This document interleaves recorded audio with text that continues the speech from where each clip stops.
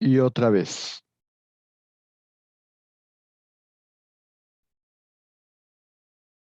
Ok, muy bien. Pues ahora sí, ya tengo aquí los datos, pero otra vez no me aparecen ustedes. Dice que pueden ver la, la diapositiva, pero no me aparecen ustedes. Entonces, Sí, pero sí se ve. Sí, pero, profesor, sí se ven. pero a diferencia de la vez anterior, tengo aquí el reloj, así que eso ya me ayuda, porque en la otra me dejó solo prácticamente. Entonces, pues bueno, ya estoy admitiendo a otras personas que están llegando tarde. Este, Muy bien, pues vamos a continuar. Bueno, entonces estábamos diciendo que tiene facultades para hacer recomendaciones, pero recomendaciones, ellos no aplican nada, eso le corresponde al Consejo de Seguridad. Puede hacer observaciones o recomendaciones sobre aquello que ponga en paz peligro, la paz internacional o recomendar las medidas pertinentes. Aguas, ¿qué pasó ahí? ¿Ya ven cómo si es necesario que les cancele el sonido?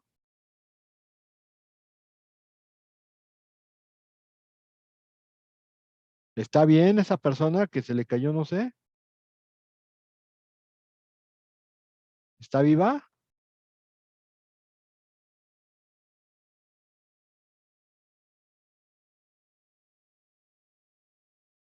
Ok, bueno, quiero asumir que sí. ¿Están todos ahí? Sí, profe. Ok, Sí, profe. gracias. Sí, profe, aquí estamos. Sí, pues es que pues, se oyen ruidos raros, pues pienso ya los atacó el coco, ¿no? El boogeyman o algo, pero bueno, ok. Por último, el secretario general y el Consejo de Seguridad le deben rendir informes anuales a la Asamblea, pero eso no quiere decir que ellos tengan la facultad de aprobar algo al respecto. Y la misma obligación tienen todos los otros órganos de la organización y los organismos especializados. También les dan informes, pero no implica absolutamente nada.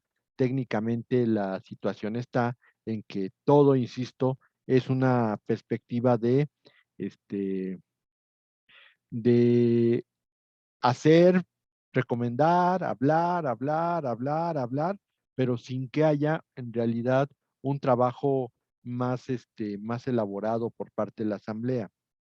Entonces, todavía tiene estas facultades. Acepta los nuevos miembros previa recomendación del Consejo de Seguridad. O sea, los acepta, pero los tiene que recomendar el Consejo de Seguridad. Tiene facultades presupuestarias y aprueba el presupuesto de la organización y de organismos especializados, así como fiscaliza el gasto de estos.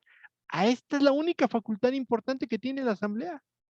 Y sin embargo, por ejemplo, tiene que fiscalizar el gasto, pero no dice ahí que tenga facultades de meter a la cárcel a los funcionarios que realicen un desvío de fondos o tenga facultades para denunciar o para castigar de alguna manera algo que se esté haciendo indebidamente con el presupuesto. Así que, pues, no tiene mucho caso que las tenga. Prevé el monto de las cuotas con base en el nivel de riqueza de las naciones. Aprueba los informes del Consejo de Administración Fiduciaria. Claro que esto no funciona ya porque pues, este consejo ya existe, desde hace mucho tiempo se acabó. Elige a los miembros del Consejo Económico Social, quizá es una segunda facultad, digamos, importante, y autoriza a otros órganos de las Naciones Unidas o de organismos especializados para pedir opiniones consultivas a la Corte Internacional de Justicia, salvo el Consejo de Seguridad. El Consejo de Seguridad no lo necesita. Todos los demás, el secretario, el Consejo Económico y Social, la FAO, la OMS, la OMI, la OIT, todas esas, pues tienen que pedirle permiso, pero el Consejo de Seguridad le pide su opinión a la Corte Internacional de Justicia sin que exista ninguna pues, necesidad de pedirle permiso a la Asamblea General. Esta es la situación. Ok, ya aparecieron, bendito sea el Señor. Ok, bueno, pues estas son las facultades que tiene la Asamblea. Si alguien me pregunta, pues son de las más chafas que hay en la organización. Y sobre todo, siendo representativa de todos los estados, uno pensaría, pues por lo menos darle oportunidad de decidir cosas importantes, porque ahí están todos los países miembros de las Naciones Unidas.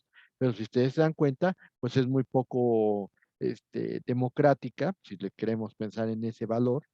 Y pues ahí no están viendo al señor Andrés Manuel que diga que como la ONU no funciona, que hay que hacer una organización similar a la Unión Europea, ¿verdad?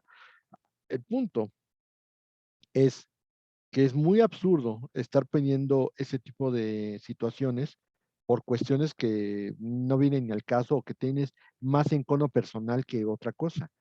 Si alguna vez el maestro Seara decía, si por alguna razón las medianas potencias, las que tal vez no sean grandes potencias, pero que sí son importantes en el mundo, dijeran un día, vamos a salirnos de la ONU porque ya nos cansamos de que no sea democrática y queremos armar una organización internacional que sí lo sea, podría existir la posibilidad de que se cree y que funcione, pero esa es una decisión que deben de tomar todos los países, o por lo menos los países de mediano nivel.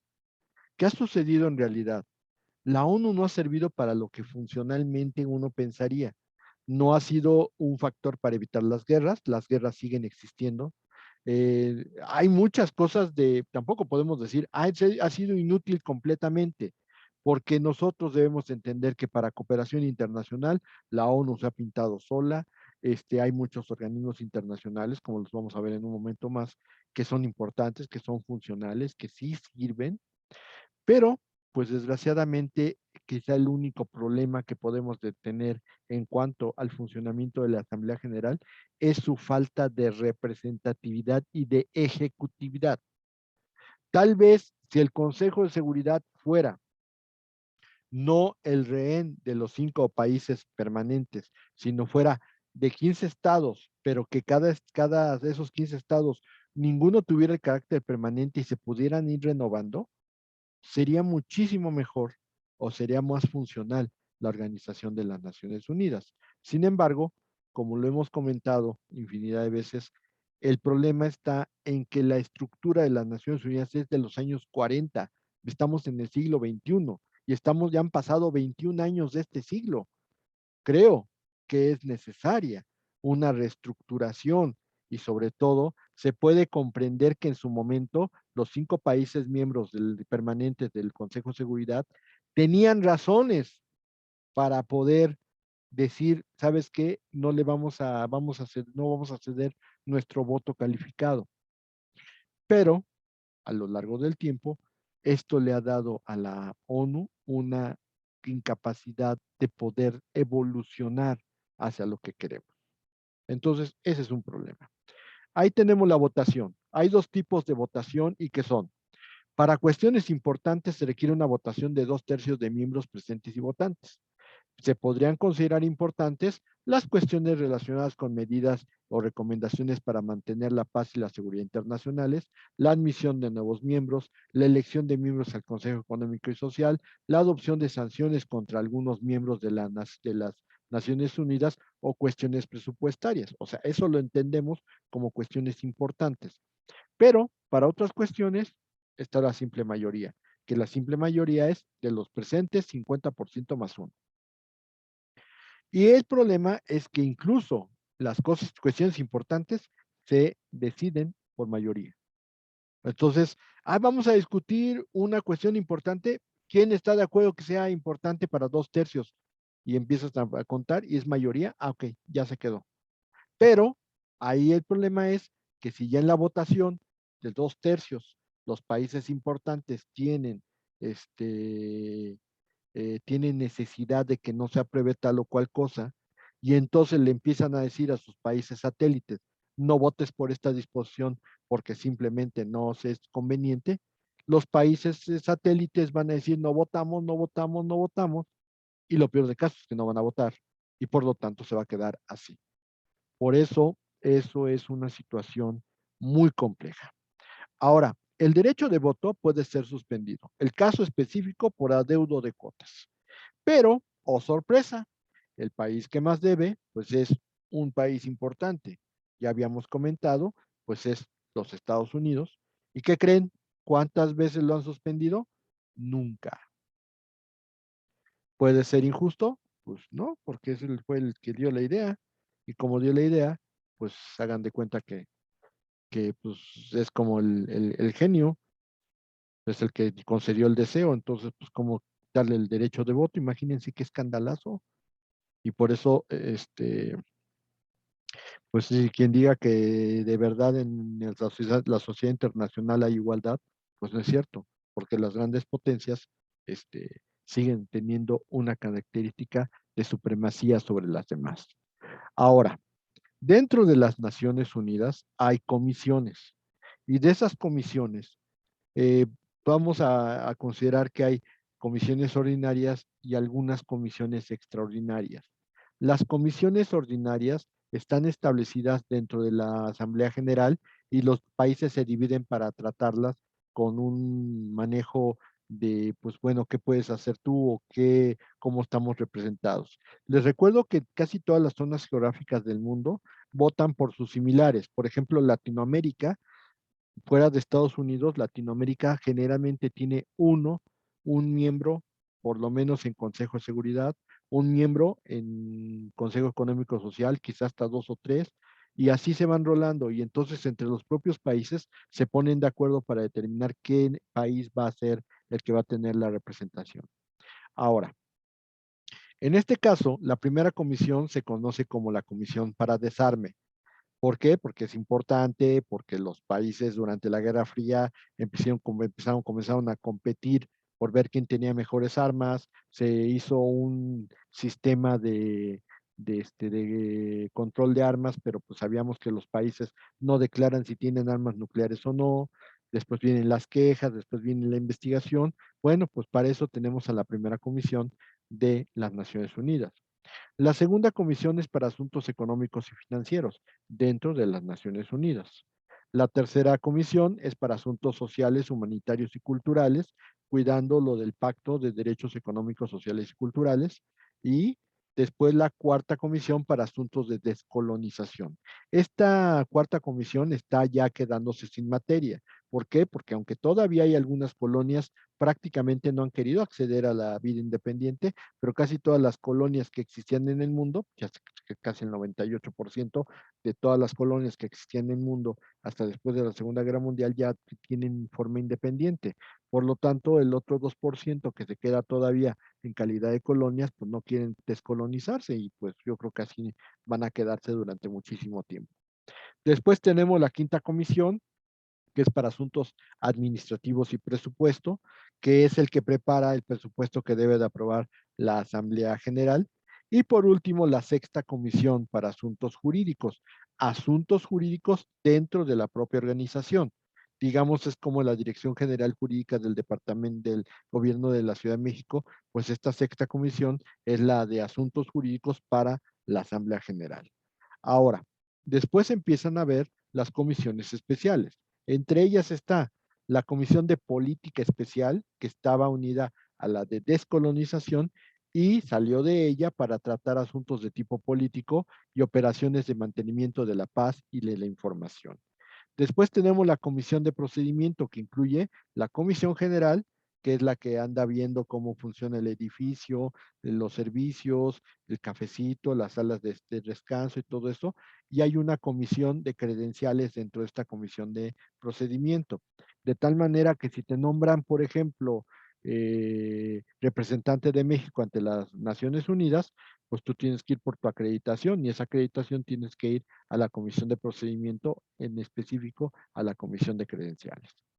Después de la Segunda Guerra Mundial, precisamente con la Guerra Fría, surgieron unas comisiones conocidas como comisiones ad hoc. ¿Cómo son las comisiones ad hoc? Pues tratan algunos aspectos específicos, perdón. Principalmente tenemos la Comisión Consultiva sobre Usos Pacíficos de la Energía Atómica, que había surgido como la nueva arma de los Estados Unidos y que pues obviamente se convirtió en la preocupación del mundo porque los países poderosos, en este caso la URSS y Estados Unidos, durante su Guerra Fría, acumularon una cantidad impresionante de armas nucleares y por lo tanto se presumía que con un botón se podría acabar el mundo. También tenemos la Comisión sobre los Prisioneros de Guerra, que obviamente estamos hablando de que en la Segunda Guerra Mundial no fue la última guerra en donde hubo prisioneros. Acuérdense que pasó Corea, acuérdense que pasó Vietnam, acuérdense que ahorita está la situación con Afganistán, con Irak, con Irán, que todavía a pesar de todo esto, de que ya se retiraron las tropas, pues puede haber por ahí algunas situaciones de prisioneros de guerra. Y por último, la Comisión sobre el Sudoeste Africano, que esa comisión del sudoeste africano se empezó a generar porque el sudoeste es una zona muy inestable, donde está Liberia, donde está Ghana, donde está este, Chad, Costa de Marfil, ha sido siempre muy problemática. Entonces, la Comisión del Sudeste Africano se trata de buscar que esos países no tengan conflictos, aunque pues desgraciadamente no han podido evitarlos. La revolución de Liberia duró casi 25 años. Lo de Costa de Marfil durante unos 10 o 15 años estuvieron ahí peleándose. Después tenemos la de Chad y algunas situaciones que se dan con hambrunas y cosas así. Bueno, de eso trata la Comisión del Sudoeste Africano. También aquí tendríamos que hablar de la Comisión de Derechos Humanos de las Naciones Unidas, aunque ellos lo manejan como un programa, o sea, está separado de las comisiones y se maneja como el Programa de Derechos Humanos de las Naciones Unidas, que sí depende en parte del Consejo Económico y Social y por parte de la Asamblea General. Esos serían los principales. Ahora bien, los trabajos en comisiones, hay comisiones permanentes y algunas otras. Por ejemplo, las comisiones permanentes podemos hablar de la Comisión Consultiva de Asuntos Administrativos y de Presupuesto y la Comisión de Cuotas, que también trabajan con la anterior que estuvimos viendo sobre Comisión de Administrativa. Esta comisión de consultiva de asuntos administrativos y de presupuestos es la que aprueba los gastos de la organización. Oye, que va a haber una inspección en chat. Ah, ok, ¿cuánto se va a gastar? ¿Quiénes van? ¿Cuánto se les va a asignar de salario, de viáticos? ¿Cuánto se va a tener de salarios? Y todo eso lo maneja ahí. Y la comisión de cuotas, que es la que anda cobrando las cuotas a los Estados miembros, pues ni modo, esa es la situación que se da con estas comisiones. Aquí, la Comisión de Derecho Internacional es quizá una de las más importantes que tiene la Asamblea General. Está formado por 34 miembros elegidos por la Asamblea para periodos de 5 años. Deben de ser reconocida competencia en materia de derecho internacional y principalmente deben de estar representados los principales sistemas jurídicos del mundo. O sea, debe de haber uno del sistema latino, debe de haber uno del sistema anglosajón, uno europeo, uno asiático, uno africano, porque tiene que haber una representación de todos los principales sistemas jurídicos del mundo. La labor es realizar la proyección y codificación del derecho internacional. La gran mayoría de las convenciones que ha celebrado las Naciones Unidas son producto de esta Comisión de Derecho Internacional. Las comisiones del derecho del mar, las comisiones para trabajos para digamos, de derecho espacial, la Comisión de Derechos de los Tratados, la Comisión para la Convención para situaciones de guerra, delincuencia organizada, pues los proyectos los emite precisamente la Comisión de Derecho Internacional. Su labor es realizar la proyección y codificación del derecho internacional y producción de esta comisión ha dado un sinnúmero de tratados multilaterales que ya están ya sea bajo recomendación de la Asamblea o bien por iniciativa propia, pero sí hay una cantidad impresionante de tratados al respecto. Seara en su libro habla de cuáles son los trabajos que hace esta comisión y cuáles son las principales conferencias que han sido aprobadas mediante tratados o proyectos de la Comisión de Derecho Internacional. Y por último, tenemos la comisión interina o pequeña asamblea, que hace las funciones de una comisión permanente, por ejemplo, en la Cámara de Diputados o en la Cámara de Senadores, esas comisiones permanentes que mientras no hay labores, pues quedan trabajándose, porque puede suceder alguna cuestión. Entonces, ¿qué sucede? Esta pequeña comisión o pequeña asamblea o comisión interina fue creada en 1947 para funcionar provisionalmente y se convirtió en permanente a partir del 49. Solamente funciona cuando la asamblea en general no está en sesiones ordinarias. y a partir de 1950 se establece como una comisión de buenos oficios y a la fecha examina los procesos de arreglo pacífico de las controversias. Esa es su función a partir de que ya se le quitó la calidad de ser un sustituto de de las, de la comisión o de la asamblea normal. Entonces, esta sería la función que tiene la pequeña asamblea. Muy bien. Viene el ejecutivo. Este sí es el que tiene toda la chamba del mundo y es el que decide las cosas. Está formado por 15 miembros el Consejo de Seguridad, 5 lo son de manera permanente. Los miembros permanentes son Estados Unidos de América, Reino Unido de la Gran Bretaña, Irlanda del Norte, Francia, Rusia, China. Los otros 10 miembros son electos por la Asamblea General en periodos de 2 años con posibilidad de reelección para los salientes. Esto es decir, 10 son 2 años, cada año salen 5 y 5, pero durante todo el tiempo, como cada año se renuevan 5 y salen 5, entonces técnicamente por eso duran 2 años y pueden ser reelectos los salientes. Los estados miembros solo tienen a un representante en él y aparte la situación de los votos es que solamente tienen un voto, pero a diferencia de la Asamblea General puede haber 5 representantes. Aquí normalmente se asigna uno y ese uno va a llevar a cabo la aplicación de sus votos. Ahora, es el responsable de las operaciones de mantenimiento de la paz y la seguridad internacionales. Cada vez que hay un problema, el que va a arreglar las cosas es el Consejo de Seguridad. Ah, que la Asamblea tiene que discutirlo, tal vez, pero el que va a tomar la decisión es el Consejo de Seguridad. Ahora, no actúan libremente y se supone que deben de estar de acuerdo con los principios y propósitos de la Carta de San Francisco, lo cual ustedes saben que a los Estados Unidos le viene valiendo 2 puras y una con sal. O sea, no es algo que sea una regla restricta.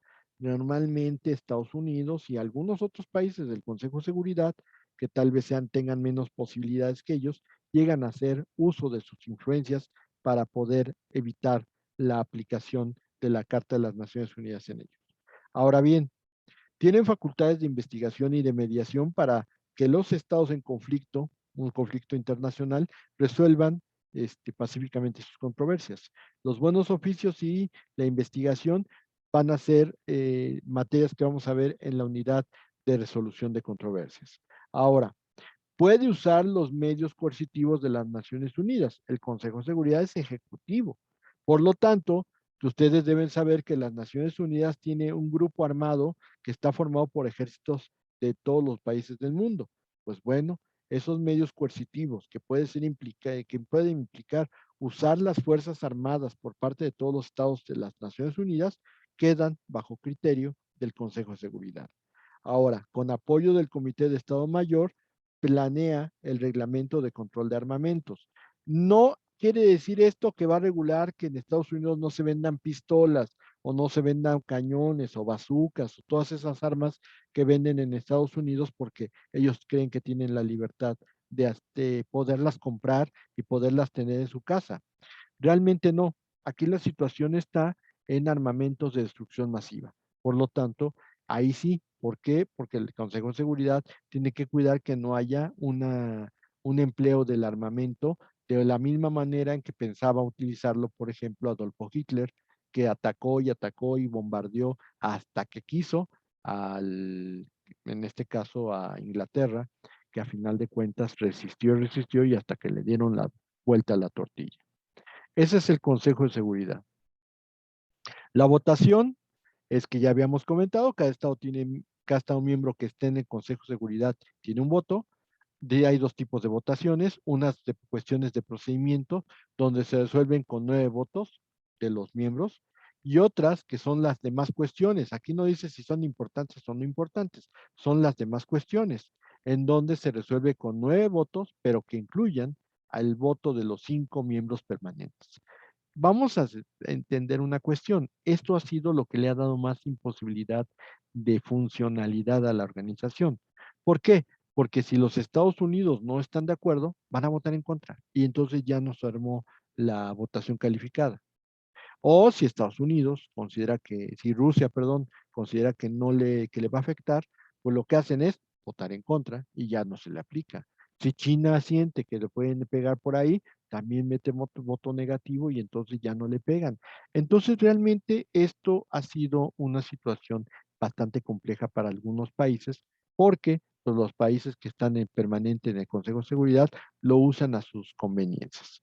Obviamente, aquí el problema está en que incluso para cuestiones de procedimiento se debe de obtener el voto de los 5 miembros permanentes. La situación está en que ellos tienen un llamado voto calificado. Algunos le han dado por llamar derecho de veto, pero no hay derecho de veto, es un voto calificado. Y la abstención de un miembro permanente no se considera un voto negativo, no es calificado, nada más, pero la ausencia se puede considerar abstención. Otros alegan que la ausencia es una violación a la obligación porque mientras la ONU te dice que los miembros de los representantes de los países en el Consejo de Seguridad deben de estar en Nueva York, pues la violación de la ausencia de uno de los miembros permanentes, pues se omite, se tiene por no presentado, pero pues en realidad es una violación a lo que dice la carta porque todos deben de estar viviendo y permaneciendo dentro de la ciudad de Nueva York. Entonces, pues, ¿de qué estamos hablando, no? Ahora bien, esta sería una situación compleja. ¿Cuál es el procedimiento en el Consejo de Seguridad? Pues no realiza sesiones ordinarias. Los países miembros deben de estar cerca de la sede porque pueden sesionar continuamente o puede ser muy intermitente, pero se tiene que tener la respuesta de inmediato. Esto implica forzosamente que los representantes de los países en el Consejo de Seguridad tienen que nombrar a una persona y esa persona debe de estar todo el tiempo en Nueva York.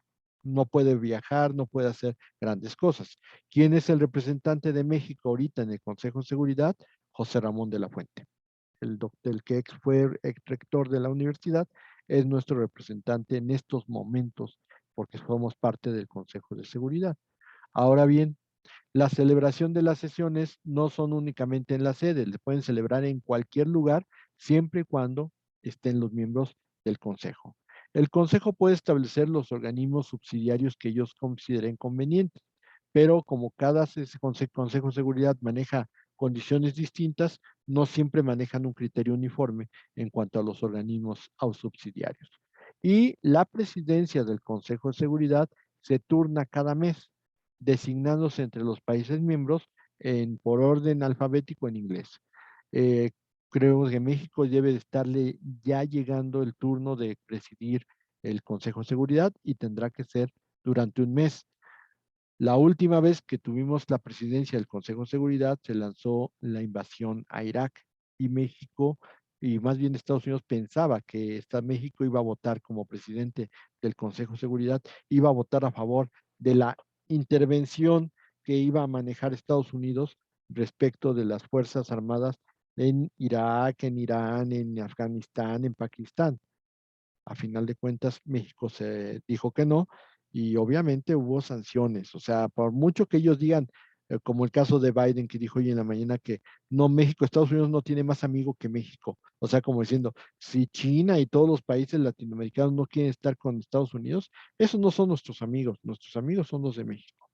Y un presidente que está ahí, promocionando que le perdonen a Cuba lo del bloqueo, pero pues que defendiendo a Cuba, pero que no le dice a Estados Unidos, oye, pero pues dame más vacunas, ¿no?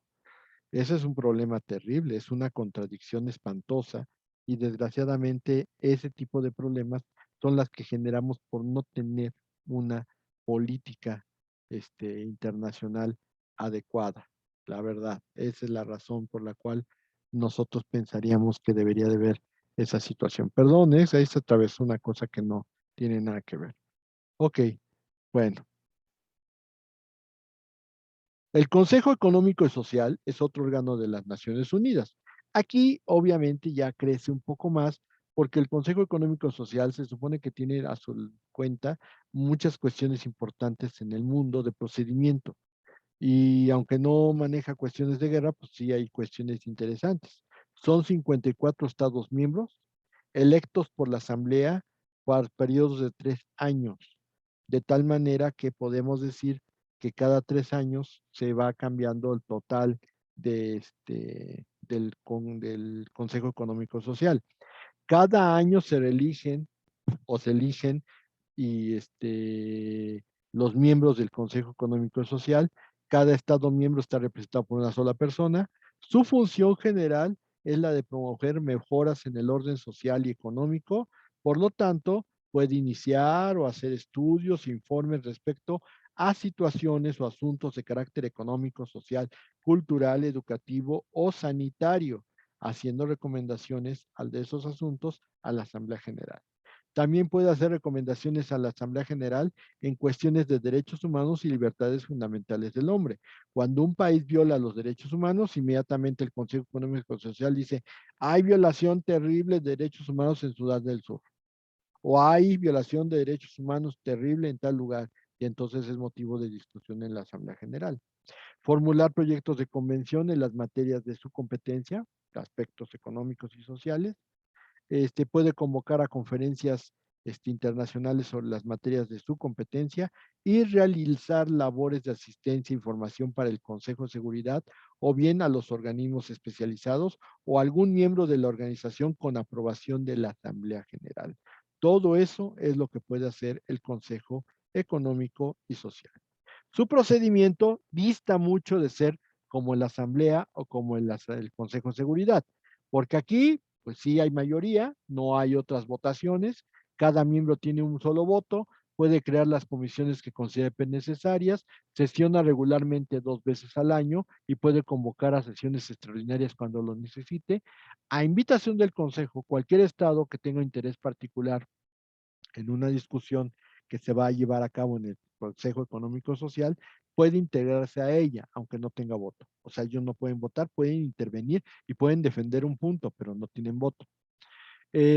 Cuando hay organismos especializados, pues también lo mismo. Si hay una situación relacionada con un organismo especializado que le importa un país, puede participar, puede discutir su punto, puede defender su punto, pero no va a tener ningún derecho de voto.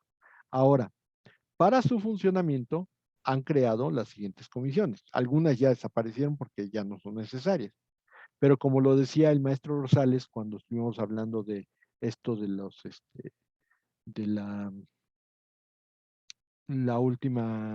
situación de Afganistán, la Comisión Económica para Europa de 1947 estuvo muy presente cuando se prestaron los dineros en el Plan Marshall para reconstruir Europa. Entonces, surgió en 1947. Después tenemos la Comisión Económica para Asia y el Extremo Oriente, China, Japón. Eso también fue en 1947, que también terminaron muy dañados con la Segunda Guerra Mundial. Increíble, pero nosotros tenemos la Comisión Económica para América Latina, la CEPAL, que fue creada en 1948. Así que digan, es que la CEPAL es nueva, pues no, es prácticamente un año después de las de Europa y de Asia y el Extremo Oriente. Pero la CEPAL, por la desunión que ha habido en los países latinoamericanos, la verdad es que ha sido muy difícil que funcione y tan es así que a final de cuentas la CEPAL sigue estando ahí en el Consejo Económico y Social, pero no ha redundado en un beneficio para América Latina o simplemente para los países que le integran. Después tenemos la Comisión Económica para África, que fue creada en 1958, y la Comisión Económica para Asia Occidental, que fue en 1973, y que trata de solucionar problemas económicos derivados de la zona donde está Israel y los países árabes, donde hay está Israel rodeado por todos los árabes. Esa es la Comisión Económica para Asia Occidental y esa es la que tiene que regular todos esos aspectos. ¿Ok? Y vamos con la Secretaría General. El secretario general y el personal que requiera la organización van a formar esta Secretaría General. El secretario general es electo por la Asamblea, pero tiene que ir con el respaldarazo de quién creen, del Consejo de Seguridad, definitivamente. Es el funcionario administrativo de más alto rango en la administración de las Naciones Unidas. Rinde sus informes anuales a la Asamblea, precisamente en estos días. Puede llamar la atención del Consejo de Seguridad en cualquier asunto que ponga en peligro la paz y la seguridad internacionales, lo puede hacer. Pero llamar la atención, ¿eh? Tampoco le puede decir, ay, del Consejo de Seguridad, ¿te pones a trabajar en esto? No, le llama la atención. Es imparcial, se supone que debe respetar la carta, y su calidad de funcionario le da una cierta independencia, pero es una situación bien compleja. ¿Por qué? Hay problemas en Asia, manda, a ver, secretario general, vete a Asia. Oye, hay problemas en América Latina. Ah, secretario, deja de estar lo que estás haciendo en Asia y te vas a América Latina. Oye, pero ¿sabes qué? Hay problemas en Corea del Norte. A ver, secretario, te vas y te vas a Corea del Norte. Es un problema con esto.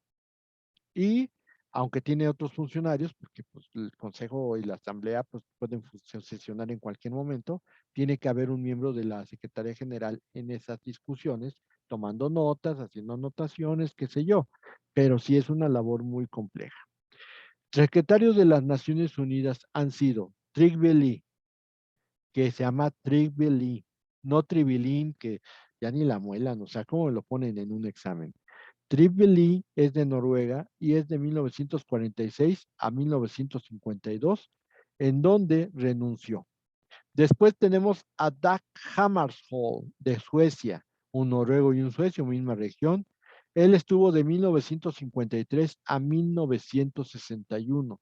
Ese año tuvo la mala suerte de ir a una misión al Congo y el avión en el que iba cayó a tierra. Por lo tanto, murió al servicio de las Naciones Unidas. Después tenemos a Yutan de Birmania, primer asiático en ocupar el puesto. Yutan es muy conocido porque es el que siempre anda replicándole Mafalda de por qué andan las cosas tan mal. Eh, Yutan es de Birmania. Kurt Waldheim, que es austriaco, es también muy discutido. Él tuvo una situación muy interesante porque al parecer participó en las juventudes nazis y pues después fue presidente de su país y murió en el descrédito total. De Austria de 1972 a 1981 por expiración de funciones, que normalmente son 5 años, tienen un derecho a una reelección y ya. Después tenemos a Javier Pérez de Cuellar de Perú, es nuestro secretario general de la ONU latinoamericano. Él estuvo de 82 a 91 y también terminó por expiración de funciones. Después, Butros Gali, también de Birmania. Él solamente estuvo un periodo del 92 al 96 por expiración del cargo, pero no fue reelecto. Esto fue una situación que llamó mucho la atención porque Butros Gali había dicho que iba a haber una reforma completa a la Carta de San Francisco y pues no lo dejaron los países miembros del Consejo de Seguridad y prácticamente le limitaron su tiempo como secretario. Después tenemos a Kofi Annan de Ghana, del 97 al 2006 por expiración de cargo con una reelección. Ban Ki-moon de Corea del Sur, de 2006 a 2016 por expiración de cargo.